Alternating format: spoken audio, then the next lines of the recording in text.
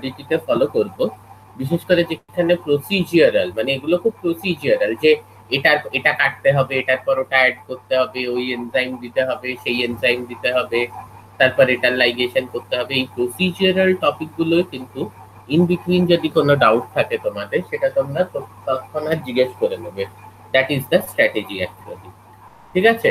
তো কিছু করার নেই, যদি না আসে তো we have to start now. Hmm. কিন্তু এটাই সমস্যা, এইটা আবার কে বোঝাবে? I really don't know. আমি কল করলাম তাও হচ্ছে না। মানে সকাল ৮টা খুব আর্লি হয়ে যাচ্ছে, তাহলে পরের থেকে আমরা ক্লাস স্টার্ট করতে পারি।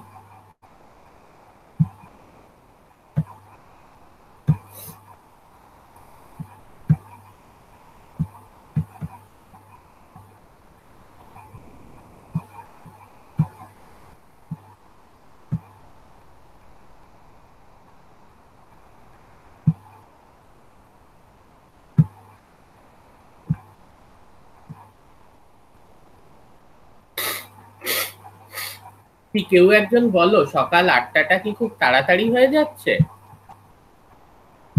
না স্যার, না তাড়াতাড়ি স্যার, করতে আমাদের হবে। জন্য ঠিক আছে। হুম। ঠিকই আছে এখন।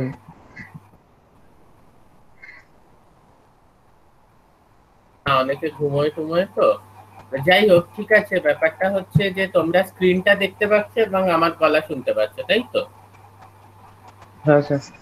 জেনোমিক লাইব্রেরি স্ক্রিনে রয়েছে। সরি, আমারও একটু করোনা টাইপের হয়েছে। জেনোমিক লাইব্রেরি স্ক্রিনে রয়েছে, আর আমার গলাও শোনা যাচ্ছে। Is it fine? হ্যাঁ স্যার। ওকে, লেটস হ্যাঁ স্টার্ট। স্যার। হ্যাঁ, লেট আস স্টার্ট। আচ্ছা, ফার্স্ট হচ্ছে যে what is a DNA library. ঠিক আছে?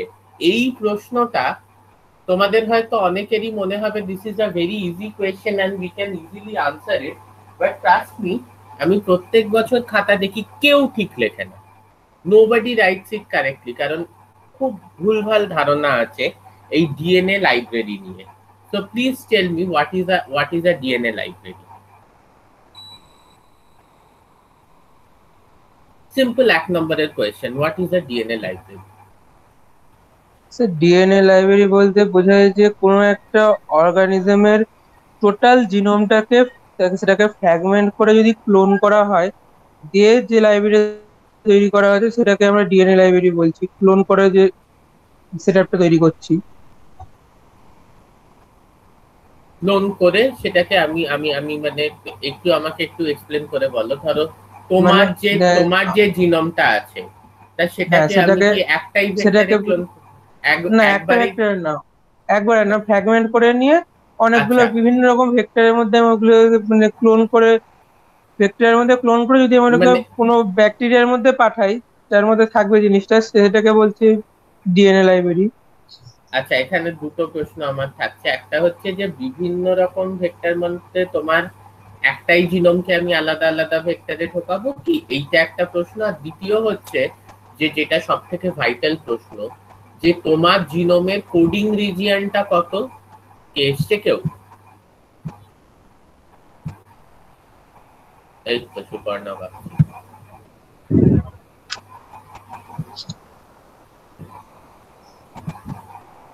সুপর্ণা, সুপর্ণা। সরি স্যার, আমি একটু ঘুম থেকে উঠে টয়লেট গেছিলাম, তো দেরি হয়ে গেল আমার, আপনার ফোনটাও রিসিভ করতে পারিনি। না না, আমি তোমাকে ফোন করেছিলাম অন্য কারণে। আজকে প্রিন্সিপাল স্যার জয়েন করেছিলেন, দেখার জন্য যে ক্লাসে কে আছে কে নেই। ঠিক আছে? তো ও তুমি আর আচ্ছা। অতনু ছিলে না, ওই জন্যই। না হলে কি আর আমি তোমায় কল করব? তো প্রিন্সিপাল স্যার বললেন যে ঠিক আছে, যারা ক্লাস অ্যাটেন্ড করছে না, আমি বললাম না স্যার, অন্যদিন অ্যাটেন্ড করে। বললেন আমি তো সব জানি না, আজকে আমি জয়েন করছি, আমি সব ডিপার্টমেন্টের ক্লাসেই জয়েন করছি এটা দেখার জন্য ক্লাস হচ্ছে কিনা ৫ মিনিটের জন্য। যে স্টুডেন্ট নেই তাকে তার 50% মার্কস তোমরা অ্যাসেসমেন্ট থেকে, এবার তো অ্যাসেসমেন্টের উপরই তোমাদের টোটাল মার্কস হবে, কমিয়ে দেবে। তো তোমার আর অতনুর নামটা উনি লিখে নিলেন আর কি। যাই হোক, যেটা আমি বলছিলাম, হ্যাঁ, কি সুপর্ণা বুঝতে পেরেছো তো?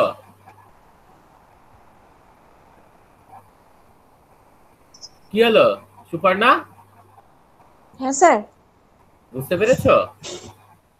হ্যাঁ হ্যাঁ কোনো অসুবিধা নেই তো 50% মার্কস গেলে? ঠিক আছে, ওই একেতেই ওটাতে আবার ফেলই হয়ে যাবে। মানে টাকা মাটি মাটি টাকা খনার বচন, তাই তো? আচ্ছা, ভালো। এরকম এরকম মোহমায়া মুক্ত জীবন যদি তুমি কাটাতে পারো, দেখবে তুমি জীবনে খুব খুশি থাকবে। Though it was a joke, but it is always recommended যে তুমি সবসময় এই ধরনের ক্লাস, বিশেষ করে যার জন্য আমি কলও করেছিলাম, প্রথম থেকে জয়েন করো, because these are very quite difficult topics. এগুলো না প্রথম থেকে শুনলে কিন্তু বুঝতে পারবে না। যাই হোক, ঠিক আছে, লেট আস কাম ব্যাক। আবার আমরা প্রেজেন্টেশনে চলে আসি। ইউ আর প্রেজেন্টিং, তোমরা সবাই স্লাইডস দেখতে পাচ্ছ? ওকে, ফাইন। তা শুভঙ্কর, দ্বিতীয় কথা হচ্ছে, what is the coding region of your DNA, of your genome? Coding region মানে পার্সেন্টেজ অফ কোডিং রিজিয়ন, মানে তোমার ও জিনোমটার মধ্যে। পার্সেন্টেজ অফ কোডিং ইউনিয়ন বলতে মানে এটা হতে পারে, কাকে লাইনটা বুঝতে পারিনি, যে হ্যাঁ আমার টোটাল যতগুলো বেস পেয়ার আছে, টোটাল যে জিনোমের সাইজটা, তার হ্যাঁ 0.02% হচ্ছে বোধহয় কোডিং রিজিয়ন। না, এটা একটু অতিরিক্ত কম হয়ে গেল, এতটাও নয়। যাই হোক, কারোর কোনো আইডিয়া 0.02টা নয়, না around এটা কি, 2 এটা কি একটা বেশ দেখছিলাম লাইনটা, একটা জিনিসটা বুঝতে না, পারলাম না জায়গাটা। অ্যারাউন্ড 2 to 3% হচ্ছে গিয়ে তোমার প্রোটিন কোডিং রিজিয়ন। এছাড়া আরআরএনএ আছে, টিআরএনএ আছে। দেখা গেছে টোটাল, মানে টোটালিটিতে খুব বেশি হলে 25% অফ দ্য জিনোম আমার আরএনএ তৈরি করে, বা 5% অফ দ্য জিনোম আমার অ্যাট আ টাইমে এফেক্টিভলি কোনো না কোনো জিনিসের জন্য কোড করছে। ওকে, আর এমআরএনএ এর জন্য কোড করছে, মানে যেটা প্রোটিন তৈরি করছে, সেই রিজিয়নটা হচ্ছে গিয়ে অ্যারাউন্ড তোমার 2 to 3%। তাহলে এই টোটাল এফেক্টিভ আমি 5%ই সব মিলে ধরলাম, that is the effective region which has got some information that is translated. Okay, translated not only in the form of proteins but maybe say rRNA, tRNA, and only 2 to 3% of the genome is translated in the form of a protein. Protein হিসেবে translate করা হচ্ছে। তা এই total জিনিসটার জন্য তুমি তোমার পুরো জিনোমটাকে লাইব্রেরিতে স্টোর করে রাখবে? Is it work? This is my question. দ্বিতীয় কথা হচ্ছে, ধরো you are using a vector, say using a cosmid or a BAC. তোমরা ব্যাক, ইয়াক এগুলো শুনেছো? প্লাজমিড, কসমিড, ফাজমিড দেবযানী পড়িয়েছে? হ্যাঁ sir, yeast artificial chromosome, bacterial artificial chromosome. হ্যাঁ।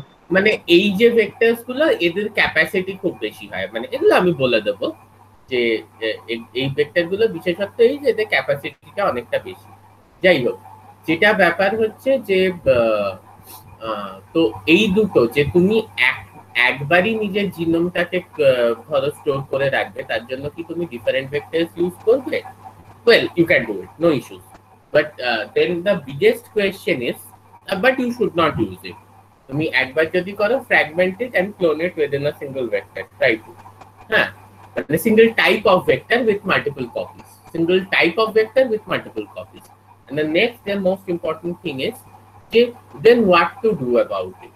যে তোমার যে এতটাই কম পার্সেন্ট যদি তোমার region of the genome RNA code করে, তো বাকিটাকে কি তুমি এমনি রেখে দেবে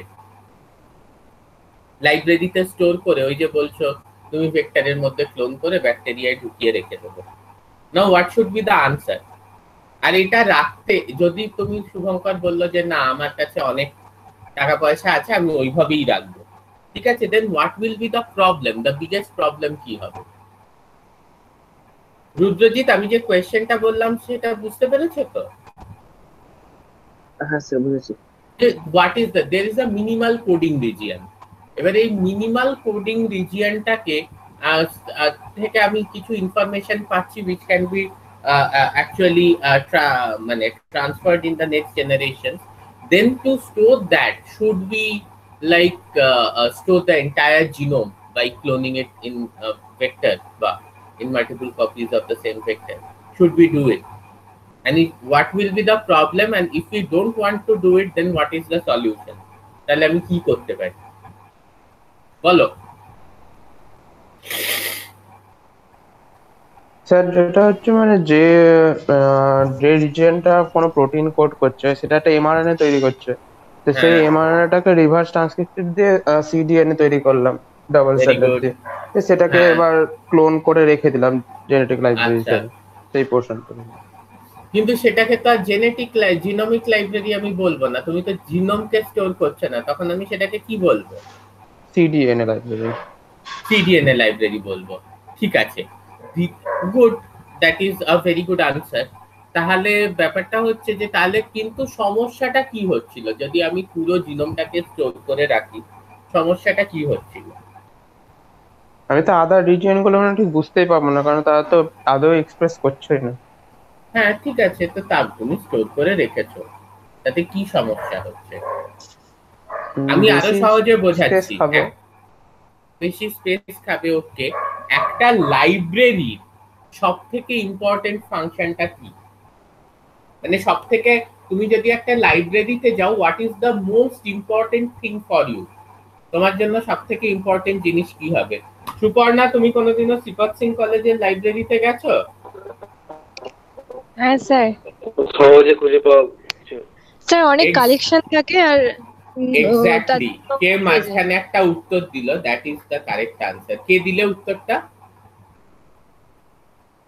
সুপর্ণার মাঝে একটা কেউ কোন একজন দাস। ও হ্যাঁ, exactly, this is the answer, যে তোমার জিনিসটাকে খুঁজে পেতে হবে সহজে।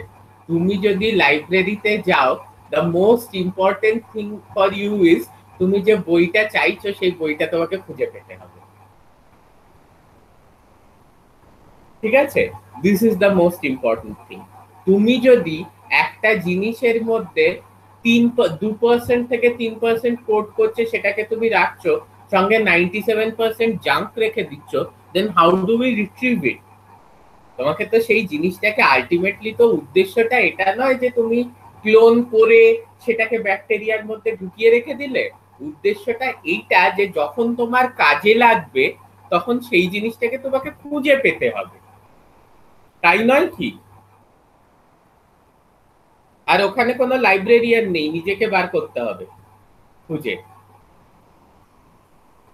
তো এই জিনিসটা কিন্তু একটা হচ্ছে যে স্পেসের প্রবলেম, যে খুব বড় যদি জিনোম হয়ে যায়, ধরো ইকোলাই, ঠিক আছে, আমি জিনোমিক ডিএনএ লাইব্রেরি তৈরি করলাম, কিন্তু what about human? Such a big genome কোথায় স্টোর করবে? এই যে কথাটা বলছো, আমি তোমাদের একটা খুব সহজ হিসেব দেখাচ্ছি। হ্যাঁ, মাঝখানে সুপর্ণা একটা কিছু বলছিলে, কি বলছিলে বলো?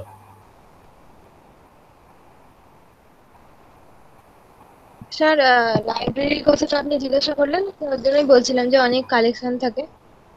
খুব ভালো, খুব ভালো। শ্রীপদ সিং কলেজের লাইব্রেরিতে অনেক কালেকশন, মানে মোটামুটি ভালোই কালেকশন আছে, ঠিক আছে।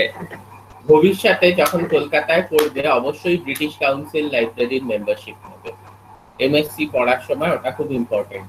পড়বে তো এমএসসি কলকাতায়? হ্যাঁ স্যার।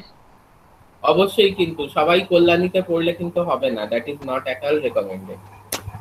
আচ্ছা, হোয়াটএভার, এটা তো হলো। এরপরে আমি যে জিনিসটা তোমাদের বলছিলাম সেটা হচ্ছে, আর ইয়েতে গেছো সুপর্ণা, আমাদের কলেজের ক্যান্টিনে গেছো কখনো? হ্যাঁ অনেকবার গেছি। ওটা যে ক্যান্টিন জানতামই না আমি প্রথমে। তারপরে এখন খোলা থাকে না, এখন পার্মানেন্ট? না, এখন বন্ধই থাকে। ওকে, ভেরি গুড। আচ্ছা, যাই হোক, তো এইবার আমরা আবার এটা টপিকটায় চলে আসি, যে এই রিট্রিভাল। হ্যাঁ, এবারে আমি একটা ছোট্ট অঙ্ক দিচ্ছি, কি অঙ্কটা করতে পারবে? ধরে নিচ্ছি আমার একটা ভেক্টর আছে প্লাজমিড, কত হতে পারে? 10 তার ক্যাপাসিটি হতে পারে গিয়ে হচ্ছে 5 কেবি, 10 কেবি ধরে নিলাম, মডিফাইড প্লাজমিড কিছু আছে, ঠিক আছে, যাতে তুমি ক্লোন করছো। 5 কেবি ক্লোন করা যায় না, 5 কেবি কোনো প্লাজমিডে ক্লোন করা ডিফিকাল্ট হয়। আমি তোমাদের সহজ হিসাবের জন্য ধরে নিলাম খুব বেশি টেনে টুনে 10 কেবি তুমি ক্লোন করতে পারো। তাহলে আমার যদি টোটাল জিনোমটা ক্লোন করতে হয়, হ্যাঁ, আমার যদি টোটাল জিনোমটা ক্লোন করতে হয়, তাহলে কেউ আমাকে একটু প্লিজ বলবে যে কটা প্লাজমিড লাগবে, মানে কতগুলো, কটা প্লাজমিড না, তাহলে একটা প্লাজমিডেই ক্লোন করব, কতগুলো কপি লাগবে? এই মানে যে সাইজটা ক্লোন করছি 10 KB, এর হ্যাঁ, 3 গুণ কি এর থেকে বেশি 4 গুণও হতে পারে, এরকম কিছু একটা লাগবে, যে টোটাল প্লাজমিডটা আমাকে যদি মানে আরে কভার টোটাল করতে হয়। কতগুলো দূর, টোটাল কতগুলো প্লাজমিড লাগবে আমি সেটাই বলছি। মানে তুমি এই যে বললে যে প্লাজমিডে ক্লোন করে প্লাজমিড গুলোকে ব্যাকটেরিয়ায় ঢুকিয়ে রাখবো, তাহলে একটা প্লাজমিড একটা ব্যাকটেরিয়ায় ঢুকছে, সেই প্লাজমিডে আবার ভালো করে বলছি, একটা প্লাজমিড একটা ব্যাকটেরিয়ায় ঢুকছে, সেই প্লাজমিডে 10 কেবি তোমার ক্লোন করা আছে, ঠিক আছে? এইবারে তুমি আমাকে বলো যে আমার যে টোটাল জিনোমটা বা তোমার যে টোটাল জিনোমটা দুটোই সেম, এই টোটাল জিনোমটাকে যদি আমি ক্লোন করে রাখি, হ্যাপ্লয়েড সাইজ ধরে করো, ডিপ্লয়েড সাইজে যেতে হবে না, হ্যাপ্লয়েড সাইজ ধরে করো, হ্যাপ্লয়েড সাইজ মানে 3.6 বা ইন্টু 10⁻⁹ বা 3 ইন্টু 10⁻⁹ ধরো, এইটাকে ঢোকানোর জন্য তাহলে টোটাল কটা ব্যাকটেরিয়াল কলোনি লাগবে? সায়ন বিশ্বাস আছো? হ্যাঁ স্যার আছি। প্রশ্নটা বুঝতে পারলে? হ্যাঁ তো বলো, উত্তরটা বলো।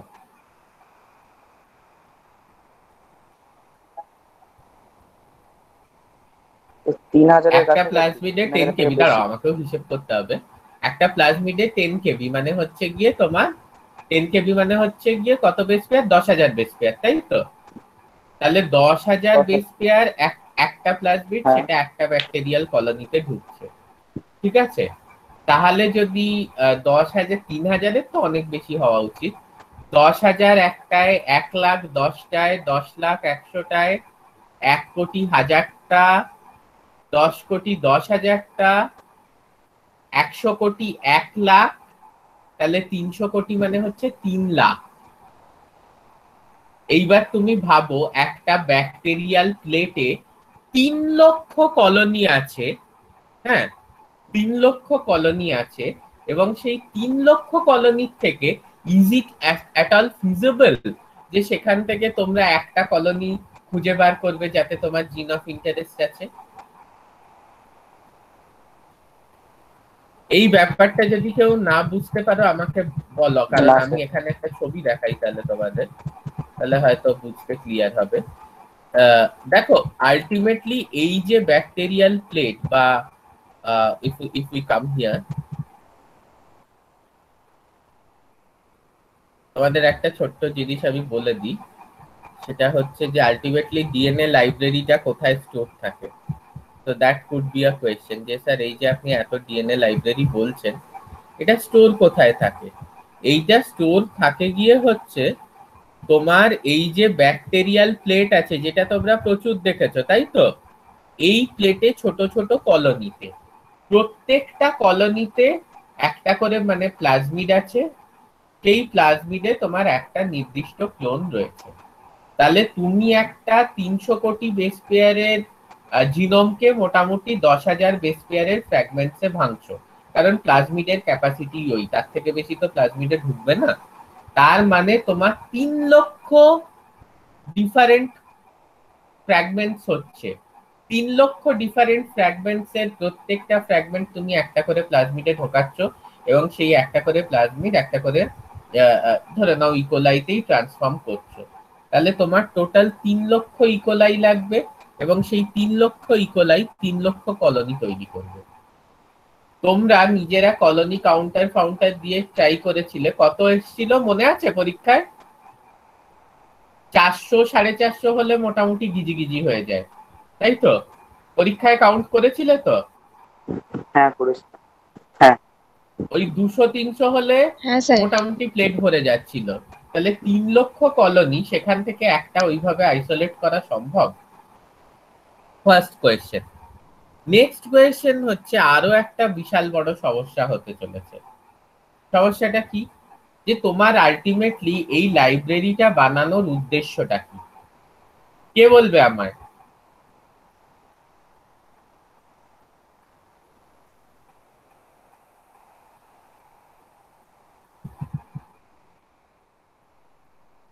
হ্যাঁ, লাইব্রেরি বানানোর উদ্দেশ্য হচ্ছে পরে আমি ওই ডিএনএ ফ্র্যাগমেন্ট নিয়ে যখন কাজ করব তখন আমাকে আর ডিএনএ আলাদা করে আইসোলেট করতে হবে না ওখান থেকে। আইসোলেট করে ক্লোন করতে হবে না। Very good.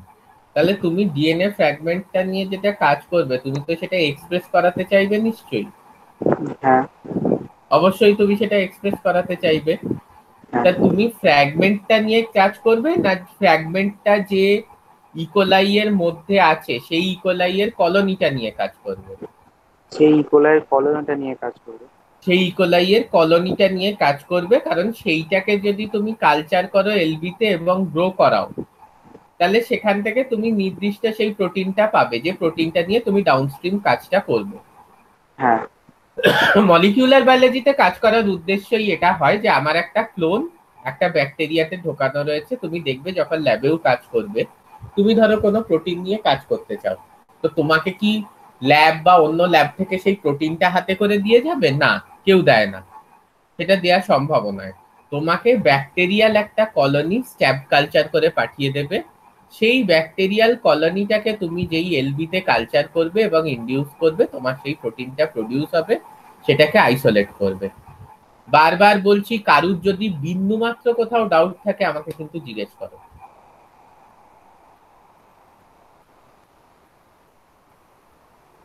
স্যার ওটা নর্মাল এমনি স্টোর করে রাখা যায় রুম টেম্পারেচার?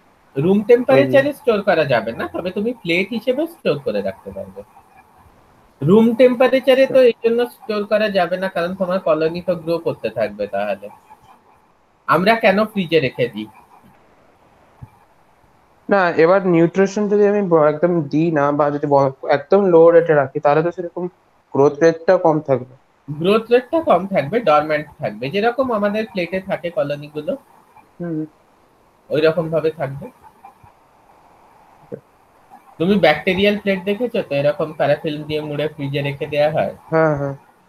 ওই সেম জিনিস থাকবে। সেটা ব্যাপারটা না। আমি আমি বলতে চাইছি এইটা, যে ধরো রিসার্চে ম্যাক্সিমাম রিসার্চ কিসের উপর করা হয়, যে কোনো একটা প্রোটিন কে নিয়ে সেইটা নিয়ে কাজ করা হয়। আমরা সবাই সেই নিয়ে কাজ করেছি। তোমার প্রোটিন ছাড়া কোনো মলিকুলার বায়োলজি বায়োটেকনোলজি রিসার্চ হয় না। তো তোমার ধরো একটা প্রোটিন দরকার, কারণ কোনো ল্যাব থেকে চাইলে সে কিন্তু তোমাকে প্রোটিনটা হাতে করে পাঠাবে না, কারণ সে প্রোটিনটা ডিগ্রেড করে যাবে। সে কি করবে, সে বা সেই প্রোটিনটা একবার ইউজ হলে আর দ্বিতীয়বার তো তুমি প্রোটিন থেকে প্রোটিন বানাতে পারবে না। সে তোমাকে কি করবে, সে তোমাকে একটা ব্যাকটেরিয়াল কলোনি পাঠিয়ে দেবে স্ট্যাপ কালচার বা কিছু করে। সেইখান থেকে তুমি এলবিতে কালচার করবে, করে তুমি ইনডিউস করবে, করে সেখান থেকে প্রোটিন তৈরি হবে। তুমি ব্যাকটেরিয়াল সেলটাকে ফাটাবে, ফাটিয়ে সেই প্রোটিনটাকে আইসোলেট করবে। বোঝা গেল? কালচার করলে, ইনডিউস করলে, করে ব্যাকটেরিয়াল সেলটাকে ফাটালে, ফাটিয়ে সেখান থেকে তুমি প্রোটিনটা আইসোলেট করলে, করে you work with that protein. Okay, then sir প্রোটিনটা তো অনেক কম পরিমাণে পাওয়া যায় তাহলে। মারাত্মক মারাত্মক রকমের বেশি পরিমাণে পাওয়া যাবে, ওটা রিকম্বিনেন্ট প্রোটিন। ও আচ্ছা। মানে কথাটা তো এটাই যে আমাদের ধরো ইনসুলিন, মানে দিস আর অল রেলেভেন্ট, কারণ আমরা জানি যে এর পরেই আমরা এই জিনিসটাই করতে চলেছি। ঠিক আছে, আমাদের রিকম্বিনেন্ট ডিএনএ টেকনোলজিতে, বা দেবযানী হয়তো তোমাদের কিছুটা পড়িয়েওছে। সেটা হচ্ছে যে রিকম্বিনেন্ট প্রোটিন কিসের জন্য দরকার। ধরো আমরা জানি যে কমার্শিয়ালি ফার্স্ট যে প্রোটিনটাকে রিকম্বিনেন্টলি তৈরি করা হয়েছিল, what is the name of that protein, Suparna? মানে জেনেটিক ইঞ্জিনিয়ারিং এর মাধ্যমে যে প্রোটিনটাকে মানে তোমার ক্লোন করে এক্সপ্রেস করানো হয়েছিল, কমার্শিয়াল প্রোডাকশন বিশাল হয়েছিল, the first one, any one of you? Human insulin. Human insulin, absolutely correct. ঠিক আছে, human insulin is absolutely correct. এবারে প্রশ্নটা হচ্ছে যে কেন, কি দরকার ছিল? আমি যদি সুপর্ণার প্যানক্রিয়াসটা নিয়ে নিয়ে সেখান থেকে হিউম্যান ইনসুলিন আইসোলেট করি, সেটাও তো করতে পারি, পারি তো সুপর্ণা? হ্যাঁ স্যার। তুমি মরে যাবে সেটা আলাদা কথা, কিন্তু করা যায়, তাই তো? হ্যাঁ। এবার ধরো তোমারটা নিলে তুমি মরে যাবে, that is not good at all. হ্যাঁ, কিন্তু আহ, আমরা নিজেরাই জানি যে প্রথম প্রথম হিউম্যান ইনসুলিন কিন্তু আলাদা করা হতো গিয়ে হচ্ছে বাছুর, ঠিক আছে, বাছুরের প্যানক্রিয়াস থেকে বা বাছুরের অগ্নাশয় থেকেই কিন্তু হিউম্যান ইনসুলিন আইসোলেট করা হতো। Then why did we have to clone it commercially? কেন ওটাকে কমার্শিয়ালি ক্লোন করতে হলো? Any idea? হিউম্যান যেখান থেকে বাচ্চাদের যেখানে আমি ইনসুলিন আইসোলেট করছি, অনেক কিছু পজিটিভ ফ্যাক্টর কাজ করবে, নেগেটিভ ফ্যাক্টর কাজ করবে, ঠিক মতো তৈরি হবে না। কিন্তু আমি যখন ব্যাকটেরিয়াল কলোনিতে তৈরি করব, সেখানে তো আমি পজিটিভলি কন্ট্রোল করব, সেক্ষেত্রে বেশি তৈরি হবে, কম না, হবে না। সেই পজিটিভ আর নেগেটিভ ফ্যাক্টরটা একটু আমাকে বলো, আমি সেটাই একটু জানতে চাইছি। হোয়াট ওয়াজ দ্য প্রবলেম যার জন্য ওই জিনিসটাকে ক্লোন করা হলো? এবং ভবিষ্যতে অনেকক্ষণ আমাদের বাঙালি মহিলা, ঠিক আছে, তোমরা সবাই নাম শুনেছো নিশ্চয়ই, জানি না শুনেছো কিনা, কিরণ মজুমদার শ, হ্যাঁ স্যার। শুনেছো? কিরণ মজুমদার শ, বায়োকন এর যিনি প্রতিষ্ঠাতা, তো তিনি তো তাই করেছিলেন, নিজের পিএইচডি কাজে এরকম কিছু কমার্শিয়াল প্রোডাক্ট তৈরি করার কথা ভেবেছিলেন এবং ভবিষ্যতে খুলে, ইন্ডাস্ট্রি খুলে সেগুলোকেই তৈরি করে বিক্রি করেছেন এবং বিশাল বড় লোক হয়ে গেছেন। হ্যাঁ, তো সেই পজিটিভ নেগেটিভ গুলো একটু আমাকে বলো।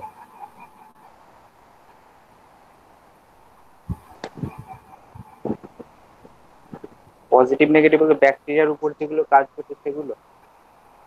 না না, তুমি বললে না অনেক কিছু সেই পজিটিভ নেগেটিভ ফ্যাক্টর ফ্যাক্টর থাকবে, সেইগুলো কি কি মানে সমস্যাটা কি হচ্ছিল যার জন্য রিকম্বিনেন্টলি এক্সপ্রেস করতে হলো?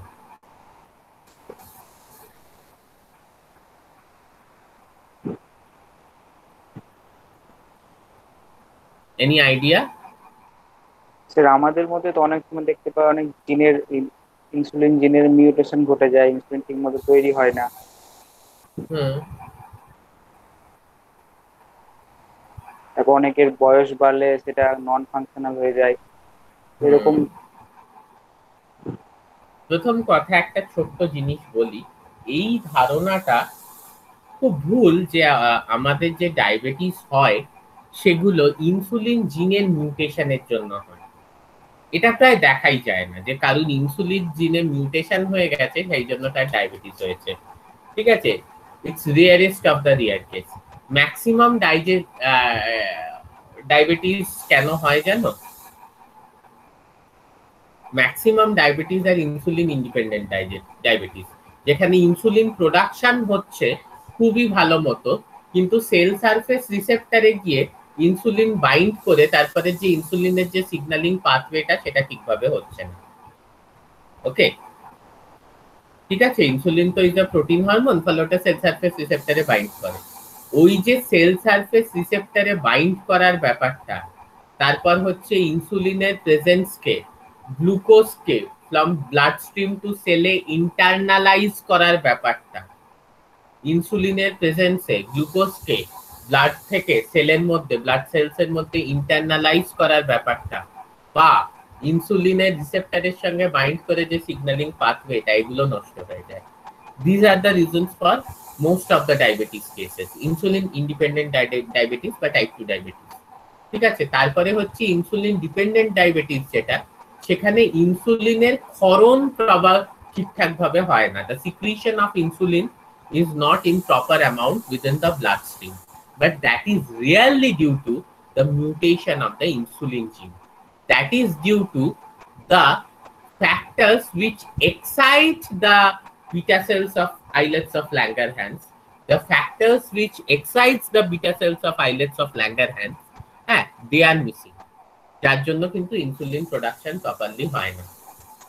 ঠিক আছে, এটা ইনসুলিন জিনের মিউটেশন এর সঙ্গে কোনোভাবেই লিঙ্ক নয়। হ্যাঁ, কিছু কেসেস অবশ্যই আছে, ঠিক আছে, যার জন্য যাদের ডায়াবেটিস হয়, সায়ন, তাদেরকে কি ওষুধ খাওয়ানো হয় সায়ন বিশ্বাস? ওষুধের নাম তো দেখিনি স্যার। মানে দ্যাটস ওকে, ওষুধের নাম দেখোনি, that's okay. What is that thing? এই যে ওষুধটা দেয়া হয়, ইজ ইট ইনসুলিন? না, ইনসুলিন নাম ওটা। ইনসুলিন যেটা খাচ্ছে সেটা কি ইনসুলিন? না না না। না, শিওর তুমি? হ্যাঁ স্যার। ইনসুলিন খেলে কি অসুবিধা হবে? ইনসুলিন খাবো কেন, ওদের তো স্যার খেলে তো স্যার প্রোটিন তো ডিজেনারেট হয়ে যাবে। Exactly so. ইনসুলিন খেলে ইনসুলিন প্রোটিনটা কিন্তু আমাদের পাকস্থলী এবং অন্ত্রে গিয়ে অ্যামিনো অ্যাসিডে ভেঙে যাবে, যার জন্য হ্যাঁ যদি কাউকে ইনসুলিন দিতে হয় সেটা আমরা ইনজেক্ট করে দিই, ইনজেকশনের মাধ্যমে ডাইরেক্ট ব্লাড স্ট্রিমে দিই। ঠিক আছে? হ্যাঁ না, বিভাস স্যার একবার ওই বলেছিলেন ওই ইনসুলিন যুক্ত কলা বানানোর কথা, তবে ওইটা হয়, মানে আমি জানি না ওটা কিভাবে ওই কাজ করার পাথওয়েতে, মানে স্যার ওই নিয়ে অনেক কাজ টাজও করেছেন। এই একটাই সমস্যা যে কলাটা যেই পেটে যাবে সেই তো সেটার ইনসুলিনটা ভেঙে যাবে। হ্যাঁ, আর কলা তো আর তুমি ব্লাডে ইনজেক্ট করবে না নিশ্চয়ই। যাই হোক, তো এইবার যেটা ব্যাপারটা আমাদের দাঁড়াচ্ছে, তাহলে তাহলে ওষুধটা যেটা খাচ্ছি সেটা কি করছে, সেটা beta cells of islets of Langerhans তাকে এক্সাইট করছে টু প্রডিউস ইনসুলিন। বোঝা যাচ্ছে? তাকে এক্সাইট করছে টু প্রডিউস ইনসুলিন। তো ইনসুলিন জিনের যদি মিউটেশন হতো তাহলে ওই ওষুধটা কখনোই কোনো কাজ করতে পারতো না, কারণ ওই ওষুধটার মধ্যে এমন কোনো ক্ষমতা নেই যে সেটা একটা জেনেটিক মিউটেশনকে রিভার্ট করে দিতে পারে। ইজ ইট নট, শ্যান বিশ্বাস? হ্যাঁ স্যার। হ্যাঁ, মানে ওই ওষুধের ডেফিনেটলি এরকম আজ অব্দি পৃথিবীতে কোনো ওষুধ বেরোয়নি আদার দ্যান জিন থেরাপি, যেটা তোমার কোনো পার্টিকুলার জিনের মিউটেশনকে রিভার্ট করে দিতে পারে। That's simply not possible. ঠিক আছে? তাহলে what is that medicine? What is that medicine? That medicine is something which excite the islets of Langerhans to produce insulin. Is it okay?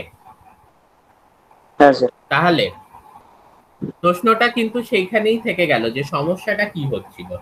সমস্যাটা হচ্ছিল, দেখো, বাছুর আর মানুষ এই দুটোর মধ্যে কিন্তু একটা এভলিউশনারি ডিস্টেন্স আছে, তাই তো সুপর্ণা?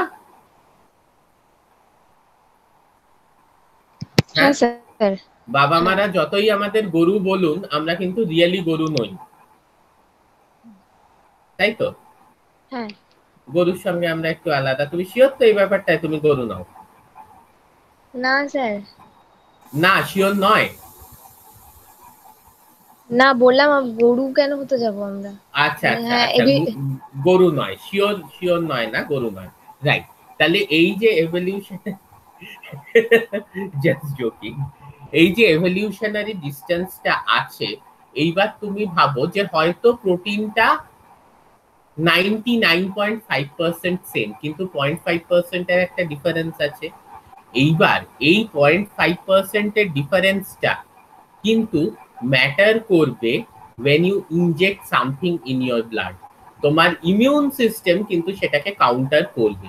এবার অনেকের মধ্যে এই কাউন্টার অ্যাকশনটা খুব মাইল্ড, যার জন্য সেরকম কোনো এফেক্ট তৈরি করবে না।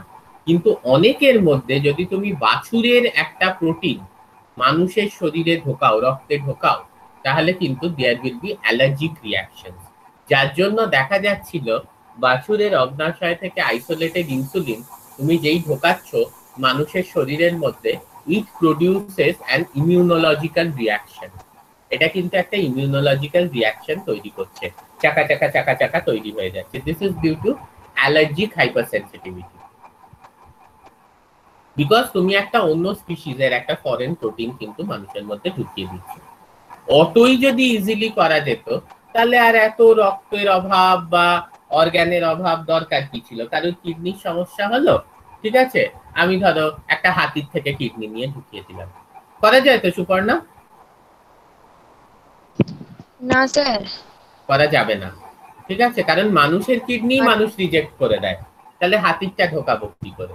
তো দিস ইজ দ্য প্রবলেম। মানে তুমি যদি অরিজিনাল সোর্স থেকে এক্সট্রাক্ট করো এই ধরনের ইমিউনোলজিক্যাল রিয়াকশনস হবে। দ্বিতীয় হচ্ছে production. Production will be very very very very less. Production কিন্তু ভীষণ কম। হ্যাঁ, সেখানে রিকম্বিনেন্ট প্রোটিন তার কিন্তু এক্সপ্রেশন অনেক বেশি। কেন অনেক বেশি রিকম্বিনেন্ট প্রোটিনের এক্সপ্রেশন? আমাকে কে বলবে? রুদ্রজিৎ বলবে।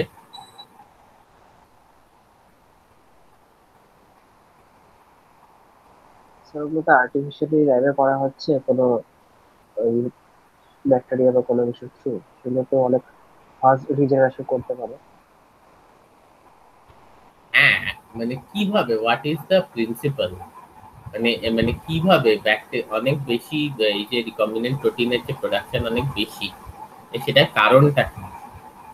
সায়ন দাস, তুমি বলতে পারবে?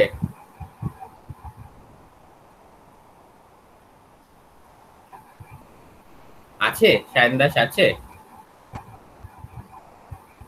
হ্যাঁ স্যার আছি। হ্যাঁ, তুমি বলতে পারবে কেন রিকম্বিনেন্ট প্রোটিনের এক্সপ্রেশন বেশি হয়?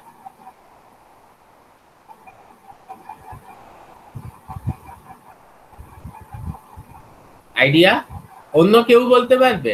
স্যার, যে জিনটা ঢোকানো Sir, হয় সেখানে strong তো promoter প্রমোটার কোনো বেশি আছে strong- জিন বা ওরকম কিছু, আচ্ছা, বা প্রমোটার inhibitor। একজন বলেছে প্রমোটার। হ্যাঁ, আরেকজন কি বলছিল বলো? স্ট্রং প্রমোটারের আন্ডারে রাখা হয়, সেজন্য এক্সপ্রেশন বেশি হয়। Right, this is the answer. অবশ্যই একটা স্ট্রং প্রমোটারের আন্ডারে রাখা হয়। And what is that strong promoter? Usually পড়িয়েছে তো দেবযানী এগুলো? হ্যাঁ স্যার, এখনো। হ্যাঁ, এখনো অত ডিটেলসে হয়নি, তাই তো? হ্যাঁ স্যার। ওকে ওকে, নো প্রবলেম। দেবযানী ম্যাডাম এগুলো খুব ভালো জানেন, ফলে খুব ভালো করে পড়িয়ে দেবেন। ইউজুয়ালি আমাদের পেট সিস্টেম যেটা আমরা ইউজ করি T7 প্রমোটারের আন্ডারে রাখা হয়, ঠিক আছে? T7 আরএনএ পলিমারেজ হচ্ছে একটা এমন আরএনএ পলিমারেজ যে পুরো সেলের পুরো ট্রান্সক্রিপশন মেশিনারিকে হ্যাক করে নেবে।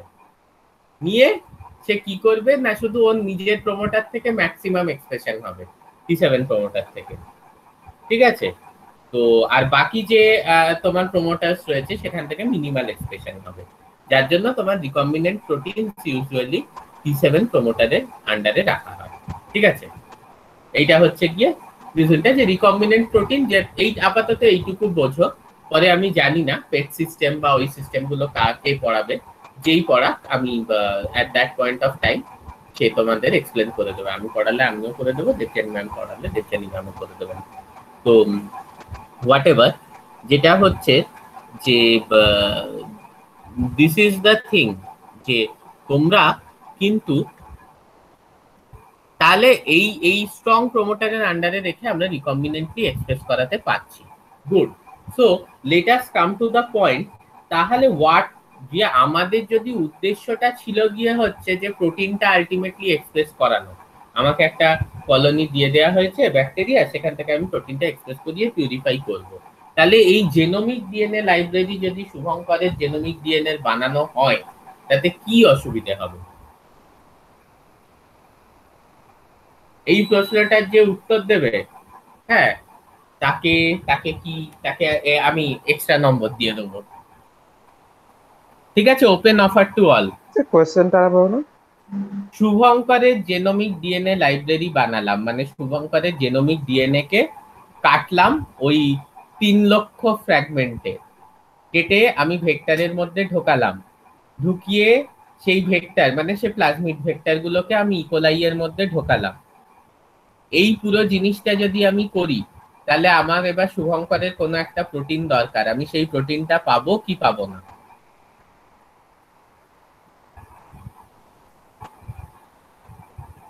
এবার যদি আমার জানা থাকে যে প্রোটিনটা কোন ডিএনএ থেকে, মানে কোন জিনোম বা কোন অবশ্যই পার্ট থেকে জানা আছে, আছে, অবশ্যই জানা আছে। পাবো, মানে না পাওয়ার তো কোনো ব্যাপার হচ্ছে না। হ্যাঁ, আমি আমি সেই ক্লোনটা তো সে তো আমি তোমাদের পড়াবোই, যে কিভাবে স্ক্রিন করতে হয় লাইব্রেরি, কিভাবে সেই কলোনিটা আমি পাবো, যাতে আমি জানি ওই ডিএনএটা আছে, যে ডিএনএটা প্রোটিনটাকে কোড করছে। মানে আমি এমন ভাবে অবশ্যই লাইব্রেরি স্ক্রিন করতে পারি যে যাতে আমি জানতে পারবো যে ওই ডিএনএটা আছে এবং ওই ডিএনএটা ওই প্রোটিনটাকে কোড করছে। There is no doubt about it, সেইটা আমি বার করতে পারবো। My question to you is যে তাহলে সেইটা যদি পারি, তাহলে রুদ্রজি এই সৌরদীপ বলছে যে আমরা প্রোটিনটা পাবো। ওকে, any other views?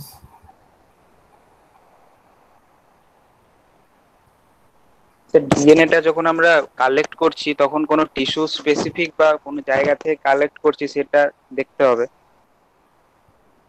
Tissue specific চাইলে আমরা করতে পারি, বাট জেনোমিক ডিএনএ লাইব্রেরির ক্ষেত্রে আমরা টিস্যু স্পেসিফিক করি না।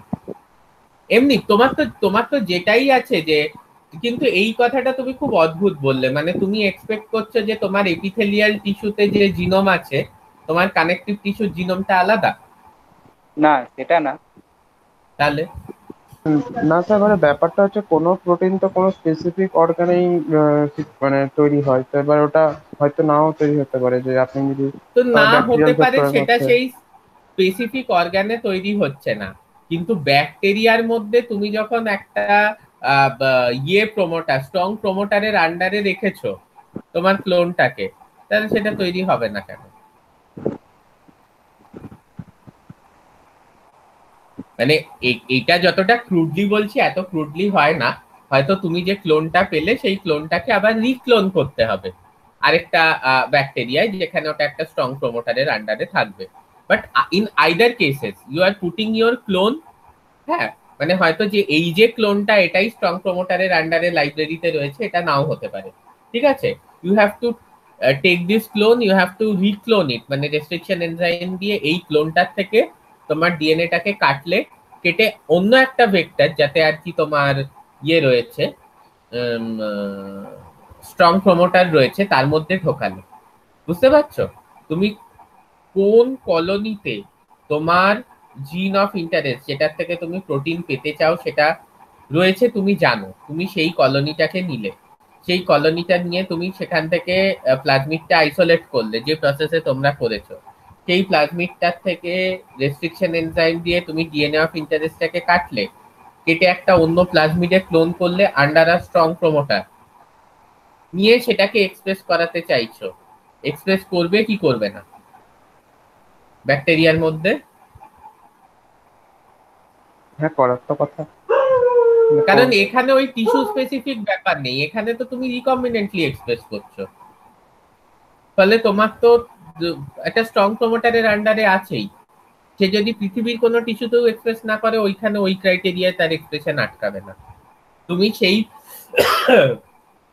স্ট্রং প্রমোটার, সেই T7 প্রমোটার, যতক্ষণ সেই স্ট্রং প্রমোটারের আরএনএ পলিমারেজ বাইন্ড করছে, মানে T7 আরএনএ পলিমারেজ বাইন্ড করছে, দের ইজ নো রিজন যে ওটা এক্সপ্রেস করবে না, ট্রান্সক্রিপশন হবে, ট্রান্সলেশন হবে। তো এই ক্ষেত্রেও কি সেটাই? কেউ আমাকে উত্তরটা দিতে পারলে না। সায়ন দাস,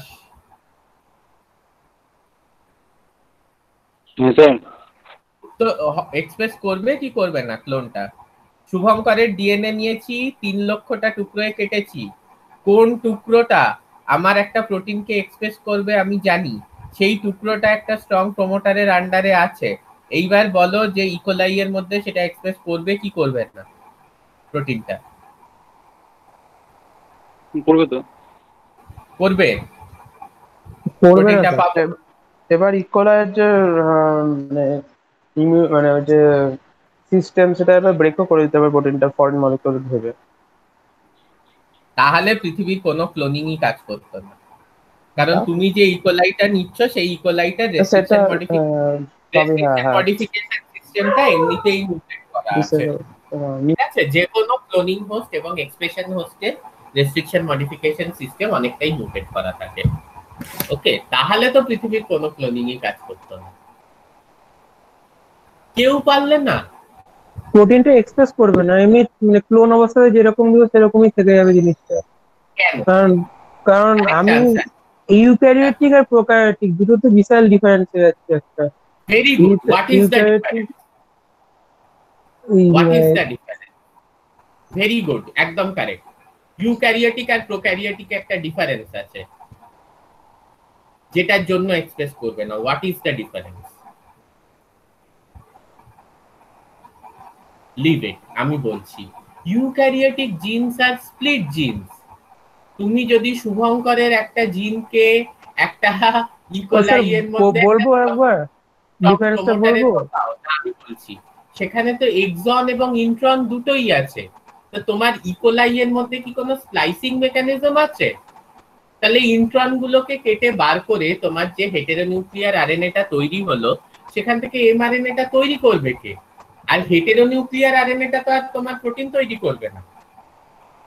প্রোটিনটা তৈরি করার জন্য তোমার তো আগে ইন্ট্রনস গুলোকে কেটে বার করতে হবে, is it not?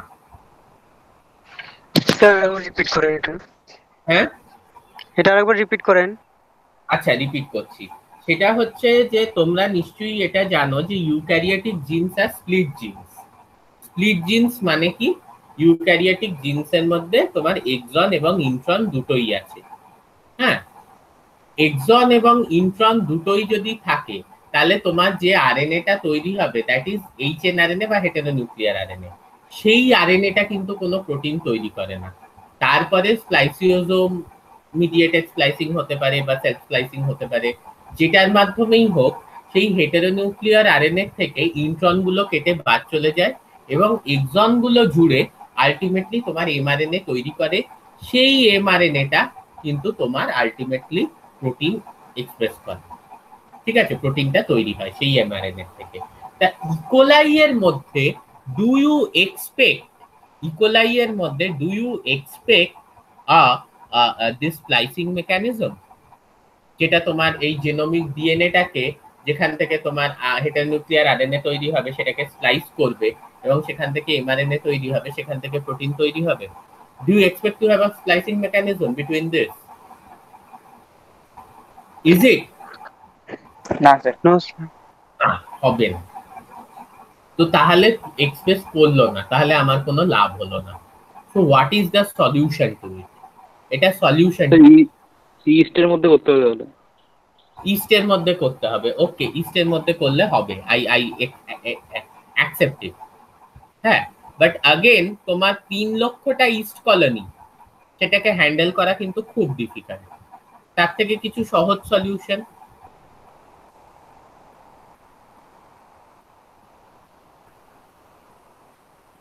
What if we take the cDNA, মানে আমি যে এমআরএনএটা, এইবারে ভাবো যে আমি হোয়াট আই এর এমআরএনএ এইবার কিন্তু টিস্যু স্পেসিফিক হতে পারে। Okay, now it could be tissue specific. ধরো তোমার সব টিস্যুতে সব জিন কিন্তু সবসময় এক্সপ্রেস করে না। আই এম রিপিটিং দিস, সব টিস্যুতে সব জিন কিন্তু সবসময় এক্সপ্রেস করে না।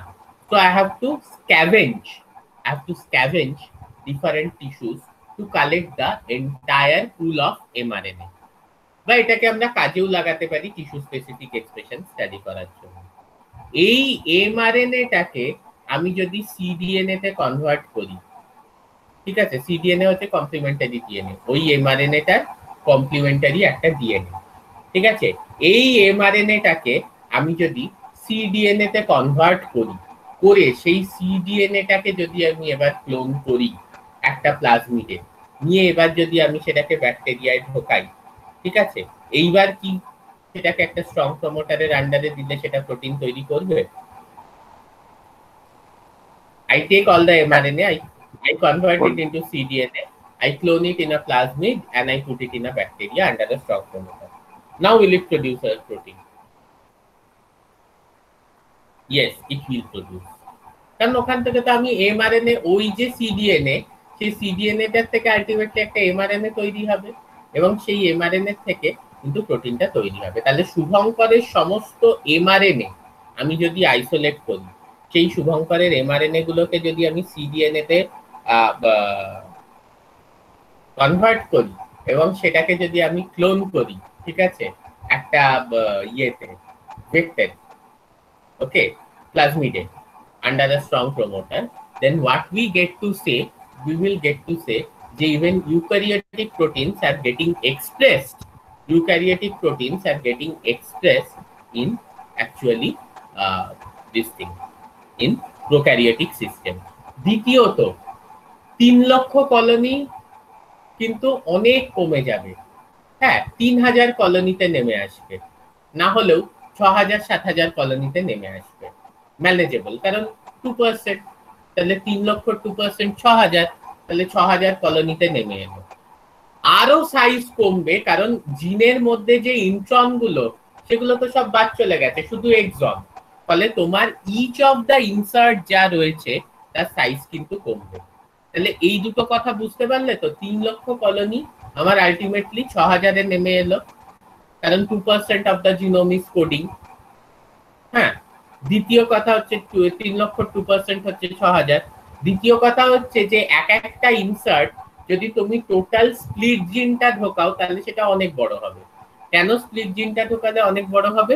তার কারণ হচ্ছে স্প্লিট জিনের মধ্যে ইন্ট্রন এক্সন দুটোই আছে, কিন্তু সিডিএন এর মধ্যে তো কোনো ইন্ট্রন নেই, ইন্ট্রনটা কেটে বেরিয়ে চলে গেছে, শুধু এক্সন রয়েছে।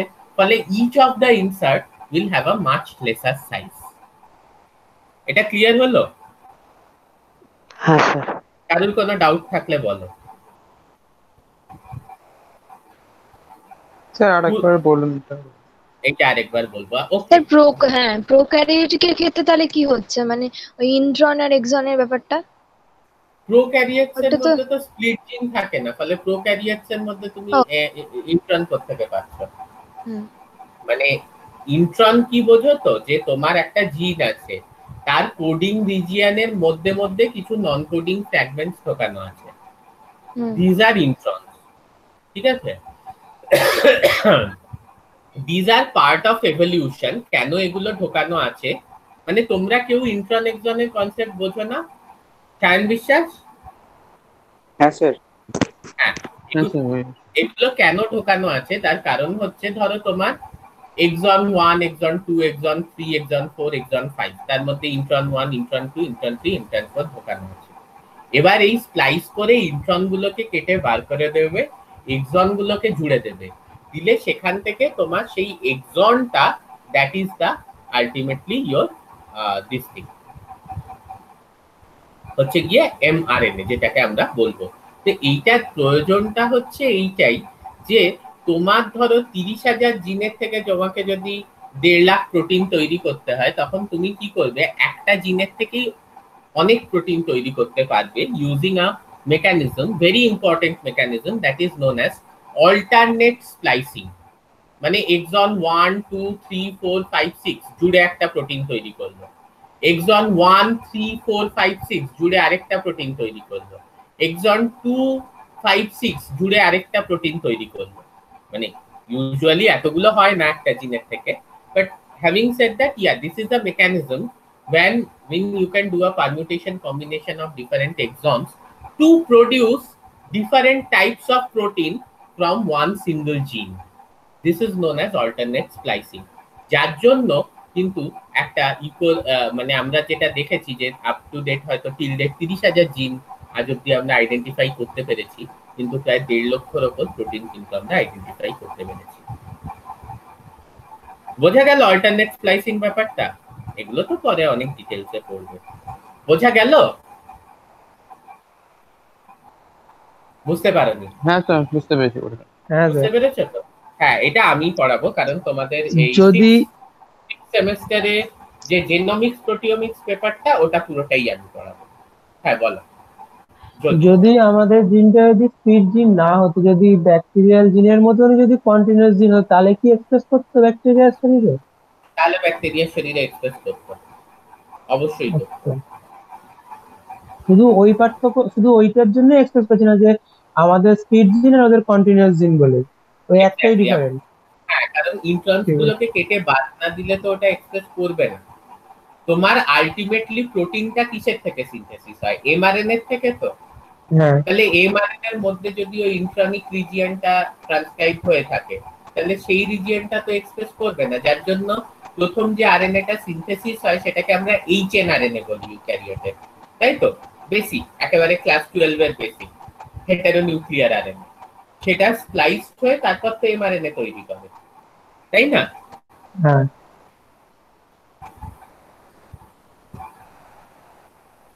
ক্লিয়ার হলো? হ্যাঁ স্যার।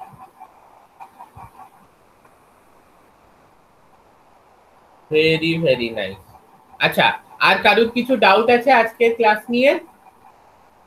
বলো। আর আদারওয়াইজ উই এন্ড টুডে।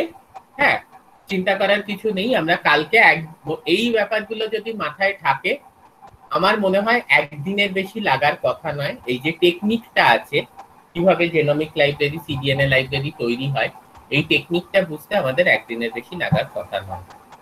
মানে একদিন আমরা 1 ঘন্টা ক্লাস করলে, কালকে 1 ঘন্টা ক্লাস করলে ইজিলি বুঝে যাব।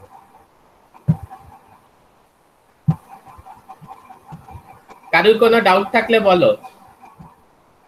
ওকে, So I আচ্ছা। consider কোনো ডাউট নেই, so let us stop today.